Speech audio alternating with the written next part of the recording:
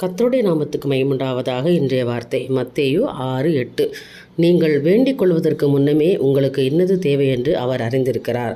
விசுவாசிக்கிறோம். ஆமேன்னு சொல்லுங்கள். எனக்கு அருமையான தேவனுடைய பிள்ளைகளே, உங்கள் விண்ணப்பம் என்னன்னு ஆண்டவருக்கு தெரியும். என் மகளுக்கு என்ன கொடுக்கணுன்றது ஆண்டவர் அறிந்திருக்கிறார் இல்லையா? அதனால் நம்ம விண்ணப்பம் வச்சு கத்தட்ட எனக்கு இதை தாங்கப்பான்னு கேட்குறதுக்கு முன்னாலே அவருக்கு தெரிந்திருக்குமா? பார்த்தீங்களா? எப்பேற்பட்ட ஒரு நம்மளை குறித்து தேவன் அக்கறை உள்ளவராக இருக்கிறார் இல்லையா? தேவன் அதை புரிந்து கொண்டிருக்கிற என் பிள்ளையை நான் ஆசீர்வதிப்பேன், நான் அவளுக்கு நான் கொடுப்பேன், என் மகனுக்கு வேண்டிய உதவியில் நான் செய்வேன் அப்படின்னு சொல்லி தேவன் இன்றைக்கு உங்கள் பேரில் பிரியமாக இருக்கிறார். அதான் வேண்டிக் கொள்வதற்கு முன்னமே உனக்கு என்ன தேவை என்பதை என் தேவன் அறிந்திருக்கிறார். அதனால் இந்த நாளில் உங்கள் தேவைகளை தேவன் சந்திப்பார், குறையை நிறைவாக்குவார். இன்றைய தினம் ஒரு அற்புதத்தை காண்பீங்க.